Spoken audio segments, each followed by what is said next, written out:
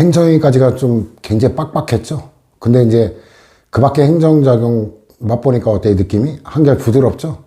이제 그만큼 이제 우리가 중요한 고비를 넘겼다라는 거예요. 권리구제 가기 전까지는. 자, 여기도 뭐 특별하게 어려울 건 없어요. 행정계획인데, 계획에 관한 거는 보충 자료를 잠깐 볼까요?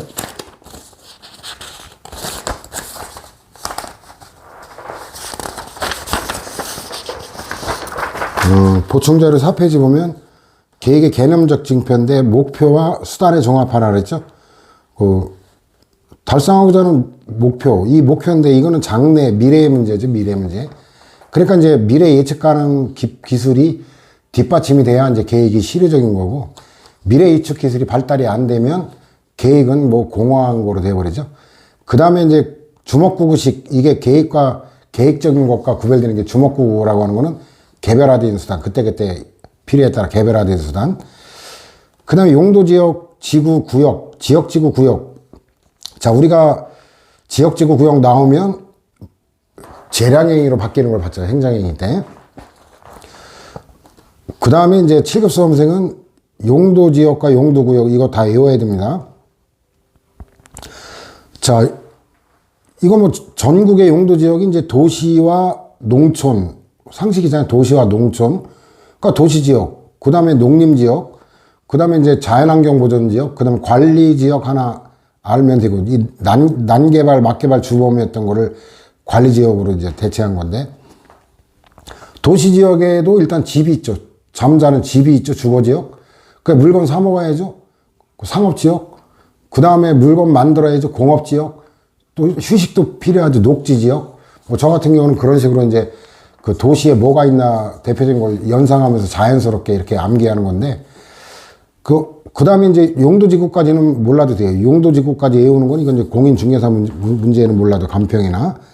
근데 용도구역은 또 알아둬야 돼. 그 누가 결정권자인지도 권한자까지도 다 출제가 강론에서 되기 때문에 이게 이제 그 토지행정법에서 강론에 다루게 돼요.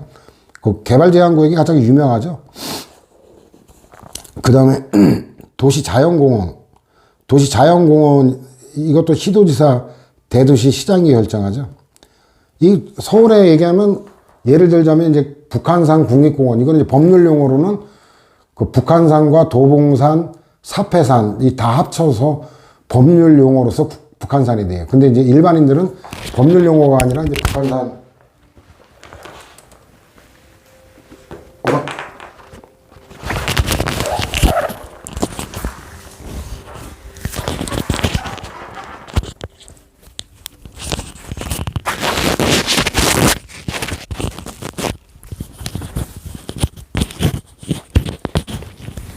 마이크를 잘못 꽂아가지고 미안합니다.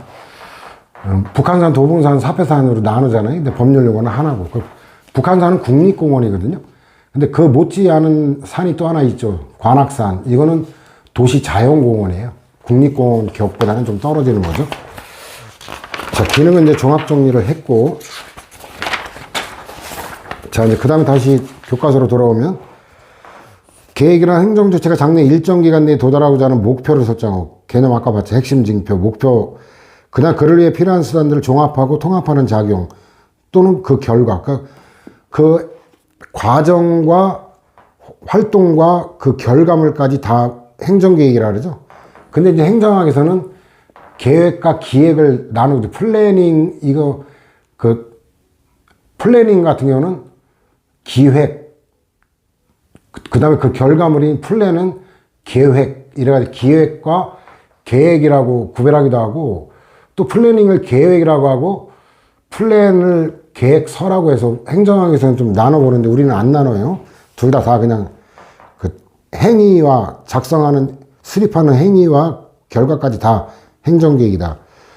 판례도 뭐 특별한 건 없어요. 도시의 건설, 정비, 개량 등 같은 이런 거 다 외울 건 없고, 특정한 행정목표, 핵심 표현이 똑같잖아요. 행정목표를 달성하기 위해 행정에 관한 전문적 기술적 판단을 기초로 관련되는 행정수단을 종합조정, 똑같잖아요.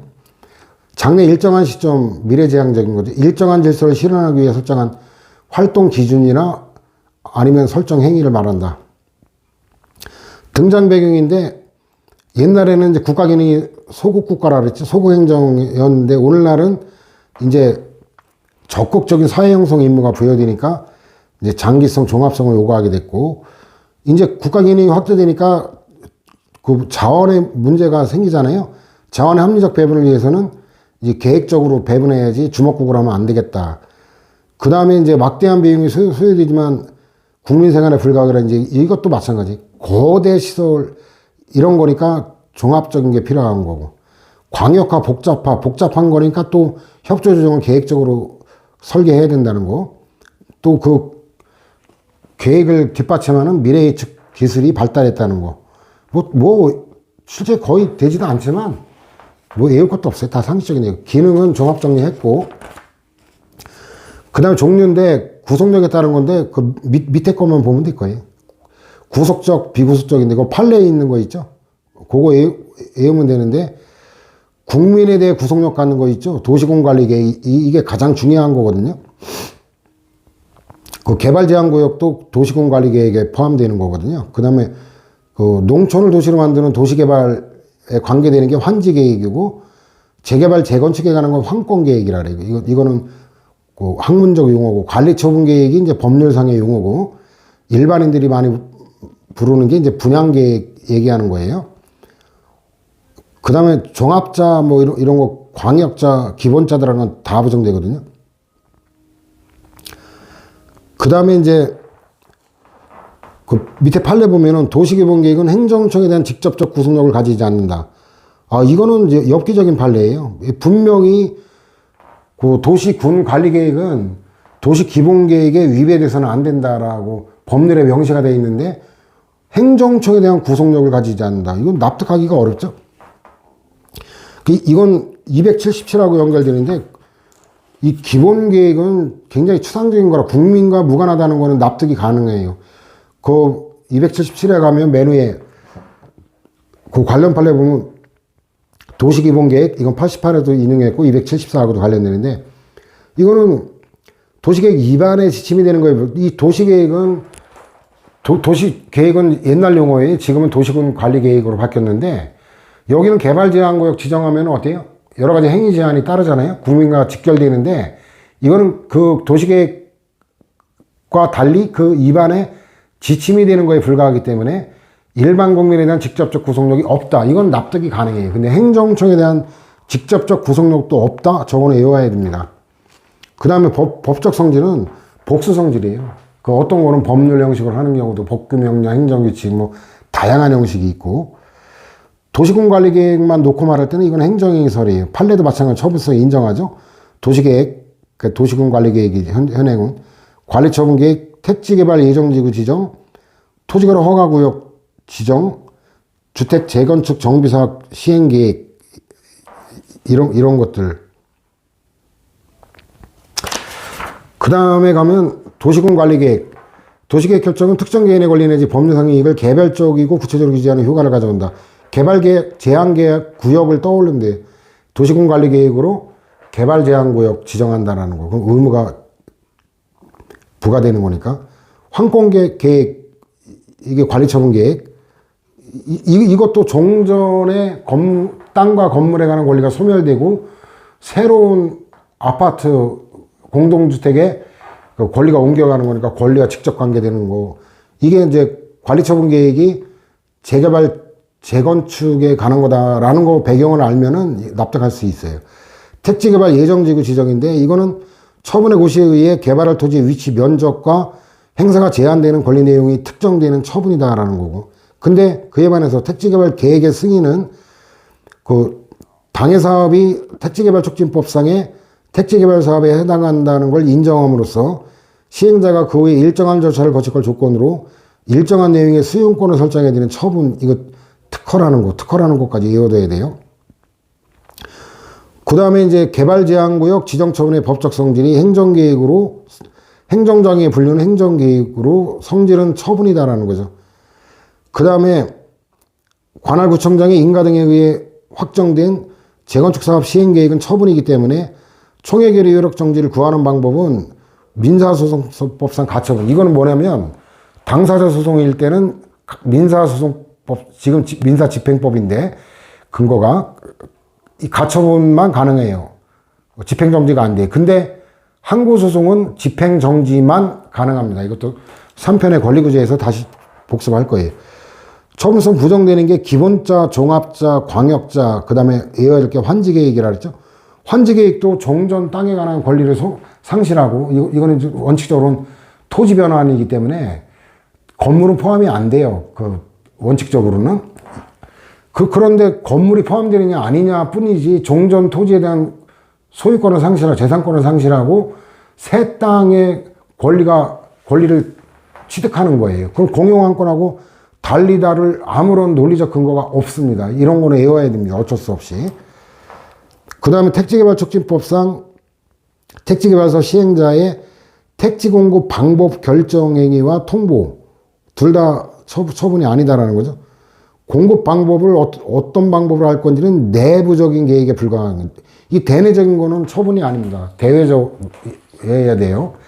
그다음 공급 방법을 결정해 통보한 거는 분양 계획을 위한 사전 준비 절차로서의 사실행위에 불과하다. 이거 510이라고 연결되는데 511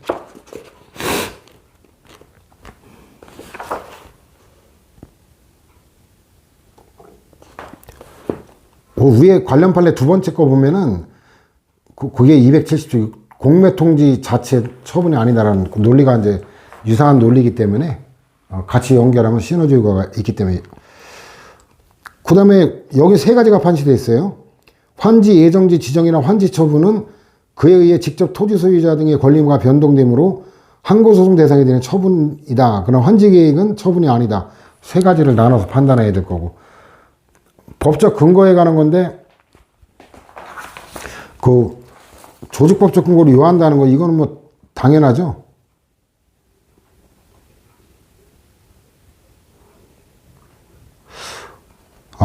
공법상 계약에 관한 게 행정기본법에 규정되어 있네요. 일부 조항인데, 그것도 나중에 교과서 해당 부분을 행정기본법 종합정리할 때 총론 끝나고 마지막에 그때 교과서 해당되는 부분도 다 종합정리할 거니까 일단 저 정도로 넘어갑시다. 행정절차법에 이게 아까 개정된 내용 봤죠? 아직 안 봤구나.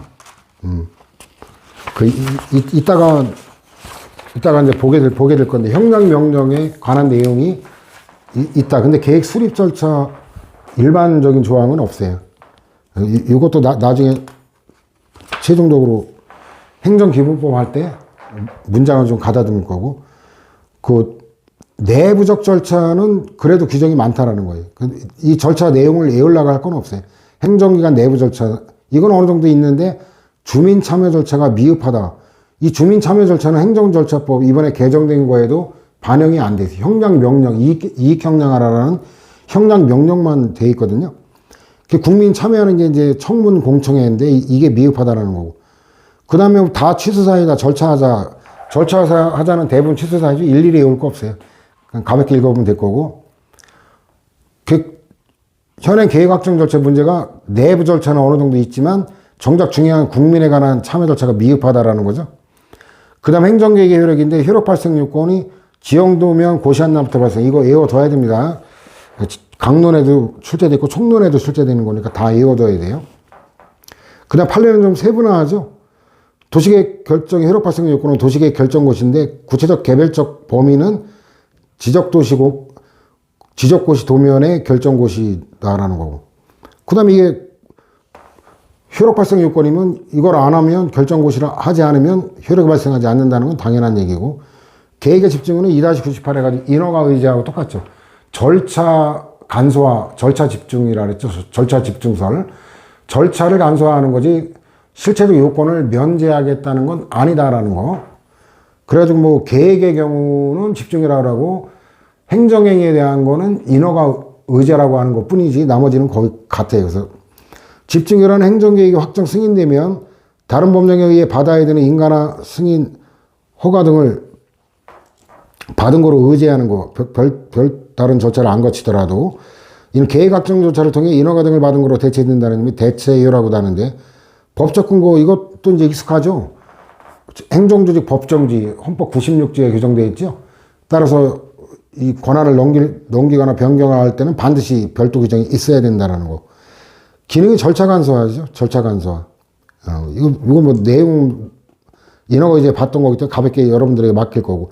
집중의 정지도 관할만 집중된다? 그런 의미가 없죠. 절차를 다 거치라는 건 의미가 없는 거고. 절차 집중설이 인허가 의지하고 똑같이 다수설이에요. 그 다음 페이지 가면 실체적 요건은 면제되는 건 아니다는 거죠.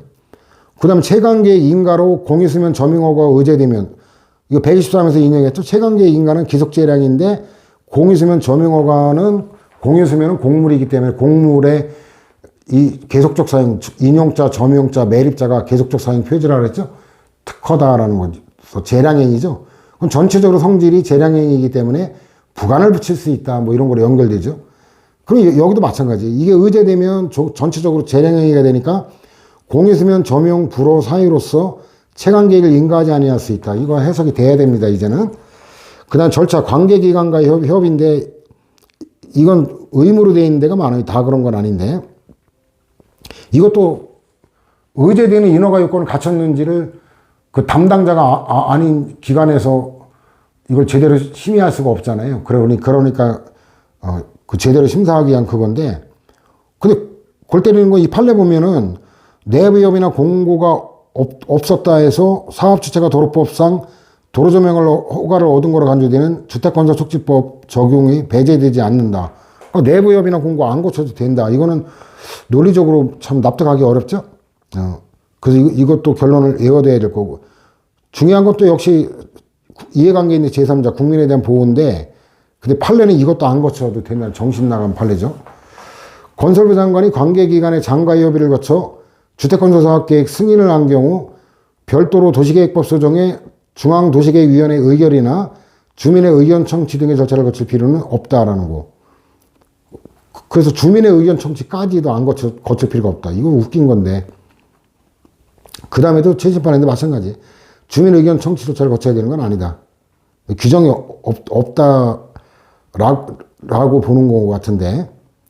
그 다음에 계획 승인 시에 부관을 이행하지 않아 의제되는 인허가가 취소된 경우 항고소송의 대상이 이거는 의제되는 인허가 취소 처분. 이건 105페이지 인허가 의제하고도 똑같아요. 그 주된 인허가 또 처분이고 주된 인허가 거부도 처분이고 별개라 그랬죠. 여기도 마찬가지예요. 그래서 이건 뭐 여러분들 읽어보면 될 거고 행정기획과 권리구제는 사후적 권리구제 이게 거의 곤란하다는 건데 왜냐면 일단 일부 계획만 처분성이 인정된다 그랬지. 일부 계획만. 그 다음 본안에 가면 이제 위법이 인정돼야 되는데 계획재량에는 광범위한 형성의 자유가 인정되기 때문에 광범위한 게 적법이에요. 위법성이 이제 곤란하고. 그 다음에 이제 기성사실의 문제. 이것 때문에 이제 사정 판결의 가능성이 높다는 거예요. 위법성이 인정되더라도 공익에 미치는 사정을 고려한 예외적인 기각 판결이 바로 사정 판결의 개념이거든요. 그러니까 예를 들어 보면 그 재개발 재건축 사업이 완공돼 가지고 수천 세대 아파트 단지가 완공됐는데 이게 위법이라고 해서 계획을 취소해 가지고 이걸 다 철거를 하려면 몇 조의 사회경제적 비용이 날아가 버리잖아요. 그죠? 그런 경우 때문에 사정 판결의 가능성이 높다. 그러니까 자, 그 다음에 이제 판례도 마찬가지죠. 도시계획 시설 결정 후 장기간 그 사업이 시행되지 않았더라도 일단 그 도시계획 사업이 시행되어 토지 수용에까지 나아갔다. 그러면 이제 취소를 청구할 법률상 이익이 인정되지 않는다. 헌재 결정이긴 하지만 손해배상도 위법성 인정이 어렵다라는 거고 손실보상은 법적 근거가 있어야 되는데 그 관계법령이 손실보상 규정을 두고 있지 않은 경우에 권리구제를 어떻게 할 건가 3-126에 있는데 학설은 대립들인데 대법원이나 헌재는 어떻게 안 된다는 입장이에요. 다만 이제 개발제한구역 지정 요거는 매수청구권 행사할 수 있고 이거는 이제 취급소음생은 외워둬야 됩니다. 강론에서 출제가 된 거예요. 그 다음에 이제 헌법소원인데 이거 1-281에 똑같은 문장 나왔죠. 비구속적 행정기관이나 행정지침이라도 원래 비구속적인 거는 헌법소원의 대상도 공권력의 행사 또는 불행사거든요. 항고소송 대상은 공권력의 행사 또는 그 거부라고 돼 있는데 그 헌법소원의 대상은 거부에 국한하지 않고 공권력의 행사 또는 불행사라고 좀 포괄적으로 돼 있어요. 근데 거의 의미는 대동소이해요. 그래서 비구속적 이건 안 되는 건데 그 국민의 기본권에 직접적으로 영향을 끼치고 앞으로 법령의 뒷받침에 의해 그대로 실시될 것이 틀림없을 것으로 예상될 수 있을 때 이때 예외적으로 헌법소원 대상이 될 수 있다. 서울대학교 94학년도 대학 입학고사 주요 요강 이게 어떤 내용이었냐면 그 서울대학교 거기서 제2외국어에서 일본어를 뺀다는 내용이었어요. 그래가지고 대원 외국어의 재학 중인 그 재학생들이 이제 일본어 전공자들이 이제 제기한 건데 그래서 일본하고 예계마찰까지 막 갈 뻔한 예민한 사안이었는데 어쨌든 이것도 결론은 똑같아요. 저런 문장 똑같이 나오면 금방 눈치채면 될 거고 사후적 구제가 어렵기 때문에 사전적 권리가 내가 다른 어떤 거보다 더 중요하다라는 거 이건 알아둬야 될 거고 근데 없다라는 게 문제죠. 이 계획서류 절차에 관한 건 그 형량명령밖에 없다는 거. 계획재량과 형량명령인데 계획재량이란 행정주체가 계획을 이반 결정하는 거예요. 수립확정, 집행단계가 아니라 이거 정확히 알아둬야 돼. 이반결정 수립단계지 집행단계가 아니다. 광범위한 형성의 자유. 그렇기 때문에 광범위한 형성의 자유를 줬기 때문에 광범위한 게 적법이라 위법성 인정이 어렵다. 행정재량과의 차이인데 차이를 부정하지는 않아요. 다만 이게 양적 차이냐 질적 차이냐의 차이인데 질적 차이에서는 일단 규범구조가 다르다 그래요. 이것도 배경지식 우리가 봤죠. 보충 자료로. 근데 이 다음 페이지에 그 배경적인 게 계획재량 규범구조가 목적 수단이라 그랬죠. 근데 행정재량은 요건 휴가, 조건 프로그램, 조건 휴가 정식, 가원명제 정식. 가원명제는 가정적인 말을 가원이라 그래요. 정원명제는 이거 단정적인 말. 이거는 윤리나 도덕에서는 단정적인 정원명제, 윤리, 도덕, 철학 이런 데서는 내 이웃의 재산을 탐하지 말라. 단정적으로 말해요. 사람을 살해하지 마라. 단정적이죠. 근데 이제 우리는 만일 사람을 살해하면 이런 식의 가정적인 가언 명제라는 거죠. 자, 다시 돌아오면은 규범구조가 다르다는 건데 양적 차이설, 구별부정설 뭐라 그래요? 규범구조가 다른 건 별 중요한 게 아니다라고 치봤고 계획재량에는 형장명령이라는 특이한 재량화자 이론이 존재한다는 점 뭐가 개뿔 특이하냐 과잉금지 원칙의 상당성에 불과한 거지. 그래서 어쨌든 뭐 이렇게 논거가 대립되고 있는데 논거 나오면 높은 난도라 그랬죠. 판례는 뭐 다 인정을 해요. 근데 뭐냐면 뒤에 가면 재량일탈 남용이라고 해가지고 과연 실질적으로 인정하는 것인지가 이제 의문인데 최근에는 이게 점점 인정하는 쪽으로 가는데 자 계획재량의 의의인데 도시계획법 등 관계법령에는 추상적인 행정목표와 절차만이 규정되어 있을 뿐이지 행정계획의 내용에 대해서는 별다른 규정을 두고 있지 아니하므로 이게 목적 프로그램이라는 거고 행정주체는 구체적인 행정계획을 이반 결정함에 있어서 비교적 광범위한 형성의 자유를 가진다는 거고 그 다음에 헌재도 이제 양적 차이인지 질적 차이인지 밝히지 않았지만 그 계획재량은 불확정적인 개념 사용의 필요성이 행정재량보다 더 크다라는 거. 용도지역 지정 변경행위 법적 성질이 계획으로 재량행위다라는 거.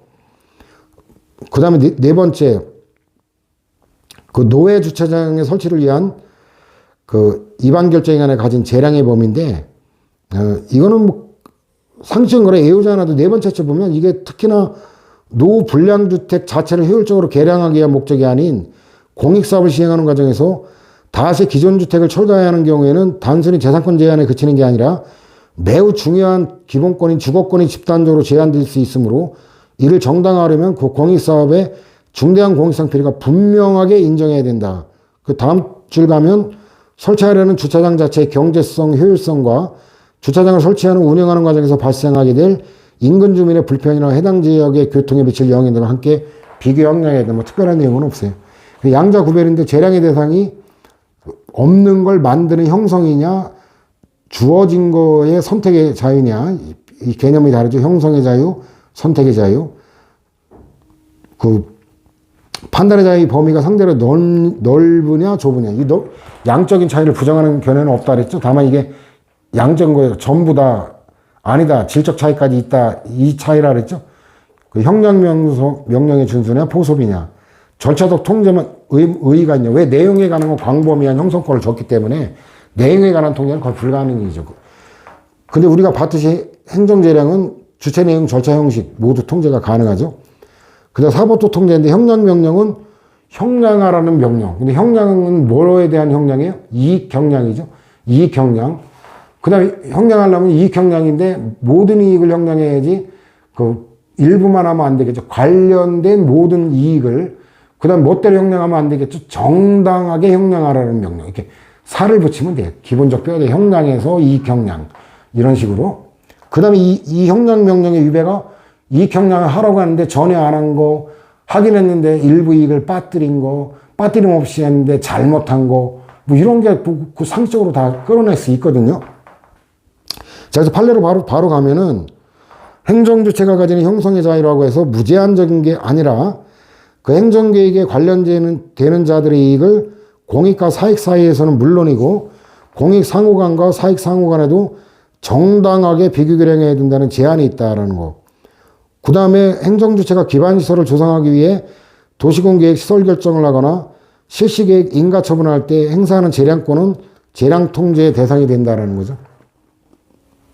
그 다음 내용은 뭐 여러분들이 가볍게 읽어보면 될 내용이고 형량하자 유형도 57에서 인용했는데 문제는 뭐냐면 용어를 외워야 돼요. 왜냐하면 전혀 안 한 게 탈락의 태 조사결함인데 빠뜨린 게 흠결부전인데 결함이나 흠결이나 국어적 의미로는 동의어잖아요. 이걸 외우지 않으면 이 해석 갖고는 안 돼요. 입에 줄줄 나오면 돼요. 탈락의 태 조사결함 이런 식으로 탈락의 태 조사결함 흠결부전 이런 식으로 입에 착착 붙지 않으면 이거 결함하고 흠결하고 헷갈릴 수밖에 없죠. 오형량 이거는 안 외워도 그릇들 오라는 오류 과오 이거 모를 사람 없잖아요. 형량과오 형량 불비례 판례도 마찬가지예요. 근데 이제 형량하자의 법리가 행정계획을 위반 결정할 때만이 아니라 행정계획이 아닌 행정행위나 도시계획시설의 변경 신청에 관한 결정에도 확대하고 있다. 이거 굉장히 중요한 논점인데 아직 출제가 안 됐다라는 게 대단히 이례적인 건데 자 형량하자의 유형 그 이익형량을 전혀 행하지 아니하거나 이익형량의 고려 대상에 마땅히 포함시켜야 될 사항을 누락한 경우 또는 이익형량을 하였으나 정당성, 객관성이 결여있는 경우 이때는 위법이다. 근데 결국 뭐예요? 뭐 이렇게 잘 나가다가 재량권을 일탈남용한 것이다. 이렇게 뒤에 가서 그런데 이게 울산광역시 그 춘해대학 사건이거든요. 도시계획 시설 결정이 공익과 사익의 이익형량의 정당성과 객관성을 결여한 하자가 있어 위법하다. 이게 내용 갖고 위법이라고 인정된 게 거의 없잖아요. 그 울산광역시 대학 이렇게 핵심 표지로 외워두고 다음 페이지 가면 청계산 얘도 도시 자연공원이죠. 국립공원이 아니라 여기 휴게광장 요 아주 이례적으로 위법 인정한 이거 외워둘 필요가 있어요.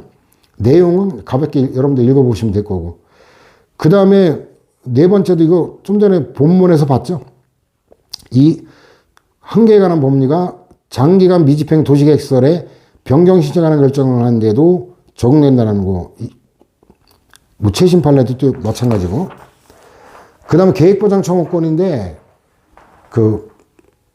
이 계획은 그 서울시 도시군관리 계획은 뭐 거의 900 몇십만, 경기도 같은 경우는 뭐 1200 몇십만 정도의 다수와 관련되다 보니까 이해가 상충하는 경우가 있죠.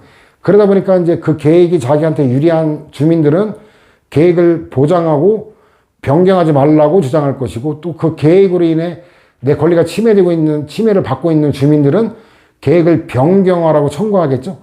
요런 문제예요. 요런 문제인데 일단 개념을 보면은 이 광의 개념이에요. 광의 개념인데 존속, 이행, 경과 조치, 손실보상 일단 네 가지를 포함한다는 걸 외워두고 존속 청구권은 말 그대로 존속하라는 얘기예요. 변경하지 말라는 얘기인데 원칙적으로 인정이 안 돼, 다. 공익이, 수천만에 관계되는 공익이 더 크지. 일부 주민의 이익보다. 근데 예외가 이게 출제가 좀 여러 번 된 거예요. 법률 형식일 때 내용 배운 거죠. 그 사익이 공익보다 클 때는 이때는 경과 규정이나 적응 조치를 둬야 되는 의무가 있다 그랬죠. 그다음 행정의 형식일 때는 수익적인 등의 취소 처리 제한 법리로 될 수 있는 거고. 이행 청구권, 계획을 때로 안 하면 준수하라. 계획을 아예 집행을 안 하면 집행하라. 이건데 역시 일반적인 거 제외하는데 예외적으로 가름하는 권리, 이행을 안 할 바에는 내 땅 사가라. 토지매수 청구권, 이것도 외워둬야 돼요. 그 다음에 이 도시계획 설부지를 지정하고 장기간 도시계획 사업을 시행하지 않은 경우 구제조치 필요하다. 예를 들어 보면 도시계획 설부지로 이게 학교 용지다, 터미널 부지다, 도로 부지다, 이 지정해 놓으면 그 순간부터 건축이 불가능한데 문제는 뭐냐면 이 지방재정 자립도가 열악한 지방자치단체 있죠. 여기는 지정만 해놓고 돈이 없으니까 도시계획 사업을 몇십 년간은 시행을 안 하고 재산권 행사를 못하게 막아버리죠. 이러니까 헌재가 이런 기준, 판단 기준을 제시한 게 10년이에요. 적어도 10년 이상 이렇게 지나면 이거는 헌법에 위반된다. 이래가지고 이제 그 10년이라는 기간도 7급 수험생을 외워야 되는데 강론에서 출제됩니다. 이게 헌재가 제시한 거예요. 자, 어떠한 경우라도 토지 사적 이용권이 배제된 상태에서 토지 소유자로 하여금 10년 이상을 아무런 보상 없이 수인하도록 하는 것은 공익 실현의 관점에서도 정당화될 수 없는 과도한 제한으로서 헌법상의 재산권 보장에 위배된다는 거. 그러니까 입법자는 매수 청구권, 이게 이제 입법에 반영된 거죠. 수용 신청권의 부여나 지정해제, 금전적 보상 등 다양한 보상 가능성을 통해 재산권에 대한 가혹한 침해를 적절하게 보상해야 된다는 거고. 그 다음에도 다 알아둬야 될 내용인데, 장기 미집행 도시계 시설결정의 실효제도, 이거는 법률상 권리이지 기본권이 아니다. 재산권으로부터 조출되는 권리가 아니다라는 거. 그 다음에 도시계획 시설 부지가 나대지인 경우와 달리 지목이 대이외인 토지 경우는 매수 청구권을 인정하지 않더라도 달리더라 함적 사유가 있다고 본 거죠. 왜냐면 나대지일 때는 건축이 불가능하니까 재산권 행사가 전혀 불가능한데 나대지 이외의 거는 토지 용도대로 사용할 수 있거든요. 예를 들어 그 전이다 그럼 밭농사를 지을 수 있어요. 그 다음에 답이다 그럼 논농사를 지을 수가 있어요. 과수원이다 그러면 과수원으로 이용할 수 있어요. 근데 나대지만 이용이 전혀 불가능한 거니까 이용이 가능한 것과 불가능한 거는 달리다를 합리적 사유가 있다라는 거죠. 경과조치 청구권은 이제 적응하도록 도와달라. 근데 역시 일반적인 건 부정되고 되는 건 손해정보 하나입니다. 그 다음에 이제 반대가 계획 변경 청구권이죠. 이거는 이제 현행 계획이 나한테 불리할 때 주장하는 거죠. 역시 이것도 일반적으로 인정이 안 됩니다. 후행 도시계획의 선행 도시계획과 서로 양립할 수 없는 내용이 포함되어 있다면 특별한 사정이 없는 한 선행 도시계획은 후행 도시계획과 같은 내용으로 변경된다. 왜? 통상적으로는 권한 있는 기관이 하는 거니까. 근데 후행 도시계획의 결정을 하는 행정청이 선행 도시계획의 결정 변경에 관한 권한을 가지고 있지 않은 거. 이건 무권한은 무효잖아요. 이거 이미 하자론에 배웠죠? 선행 도시계획과 양립할 수 없는 내용이 포함된 후행 도시계획 결정 효력은 무효다라는 거.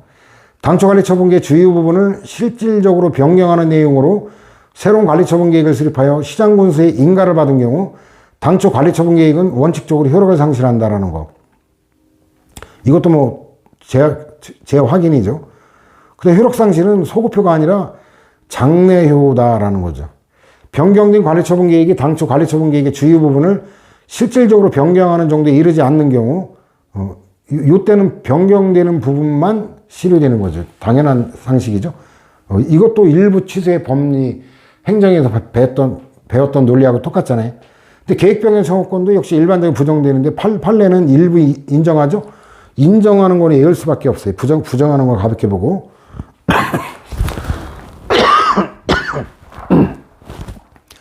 그 인정하는 거. 자, 그래서 판례 요지로 갑시다. 부정하는 게 주류적 입장이라 그랬죠. 이게 이제 거부 처분이잖아요. 변경 청구했는데 거부 처분 취소 소송 제기하는 거니까 거부나 부작위가 처분이 되려면 자기와 달리 법규상 또는 밋이 아니라 그랬죠. 둘 중에 하나만 있으면 되는 거지 둘 다 있어야 되는 건 아니죠. 법규상 또는 조리상 신청권이 있어야 되는데 둘 다 없다라는 거예요. 국민의 신청에 대한 행정청의 거부 처분이 항고소송의 대상이 되는 처분이 되기 위하여는 국민이 행정청에 대하여 그 신청에 따른 행정의 일걸 요구할 수 있는 법규상 또는 조리상의 권리가 있어야 되는데 도시계획법상 주민이 도시계획 및 그 변경에 대하여 어떤 신청을 할 수 있음에 관한 규정이 없을 뿐만 아니라 법규상 신청권 없다.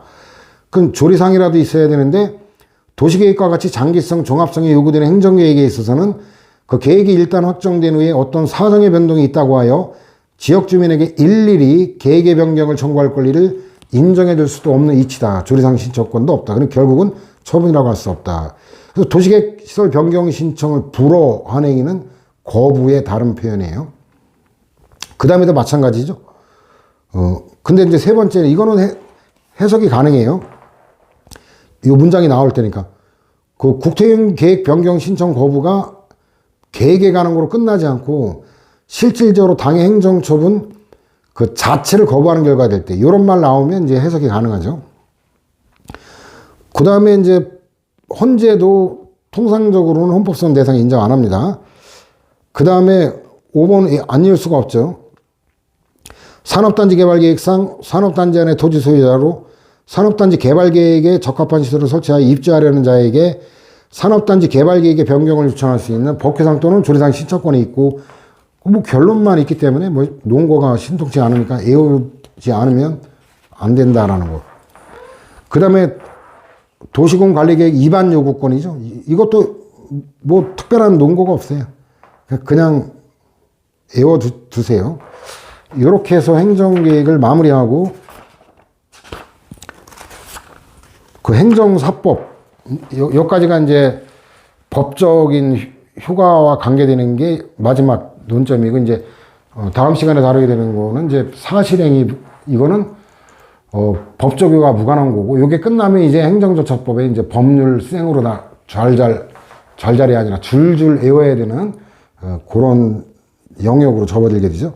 그러면서 이제 2편도 마무리에 접어들고 있어요. 행정사법은 단어에서 끌어내게 행정을 사법 형식으로 한다. 이게 공행정작용의 직접적 수행이라는 걸 끌어낼 수 있고, 또 행정법에 의해 수정 제한된 사법, 이게 이제 두 가지를 끌어낼 수 있어요. 행정기관이 사법적 형태에 의해 행정과업을 직접적으로 수행하거나 공법적으로 설정된 과업을 수행하는 경우를 행정사법이라고 하고, 행정사법 관계는 행정사법은 법의 분류고 행정사법 관계는 법률 관계잖아요. 행정사법에 의해 규율되는 법률 관계죠. 사법 형식에 기초하고 있지만 행정 목적의 직접적 수행을 목적으로 하기 때문에 사적 자치를 완전히 누리지 못하고 공법적 구속을 받는다. 행정법에 의해 수정된다라는 그걸 끌어낼 수 있는 거죠. 관리관계의 구별은 1편에서 봤죠. 넘어갑니다. 행정사법과 공법적 기속은 일단 분류 문제예요. 헌법 차원에 의한 제약과 법률 차원의 제약 2번, 이건데, 평등권, 재산권은 자유권적 기본권과 과잉금지 조치 신뢰보 원칙에 의한 기속을 받는다는 거죠.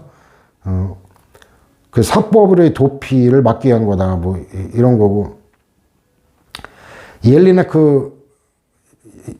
유명한 옐리네크가 아니에요. 유명한 옐리네크는 게오르그 옐리네크인데, 그 구급 선생은 몰라도 되는데, 게오르그 옐리네크는 이제 기본권을, 그 자유권, 그 지위, 국민의 지위에 따라 자유권, 수익권, 참정권으로 분류한 학자인데, 얘는 이제 그 옐리네크는 아닌데, 군인이 자기 활동의 자유를 더 얻기 위해 군복 안에 사복으로 갈아입고 외출하고자 하는 이유다. 뭐, 군복 입으면 여러 가지 이제 제약이 따르잖아요. 입수보행, 주머니 손 넣고 걷는다든가, 뭐, 짝다리 안 되고, 뭐, 이래가지고. 근데 이거는 뭐 농담이긴 한데, 또 사실이기도 한데, 군인이 사복을 입어도 군인인지 현역인지 민간인인지 구별하는 건 간단해요. 그냥 어깨만 한번 툭 쳐보면 돼요.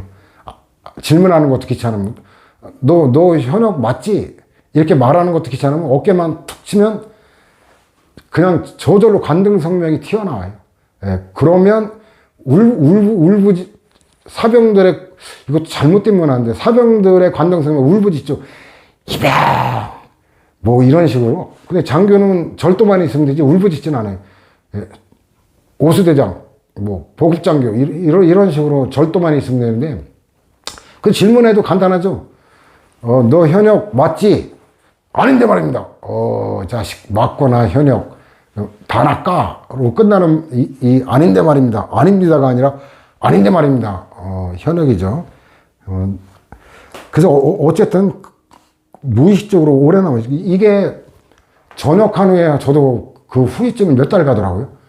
국방부에서 이제 공무원으로 전화를 받는데 옛날 같으면 김여한입니다. 예산편성과 김여한입니다. 뭐 이런 식으로 받았는데 사무관이라는 소리는 안 했어요. 왜냐면 20대가 김여한 사무관이라는 고시 출신이라면 지가 스스로가 떠벌리고 다니는 것 같아가지고 그냥 사무관 소리도 안 했어요. 그냥 김여한입니다. 이랬는데 근데 이제 군대 가면은 일단 충성 소리가 나오는 거죠.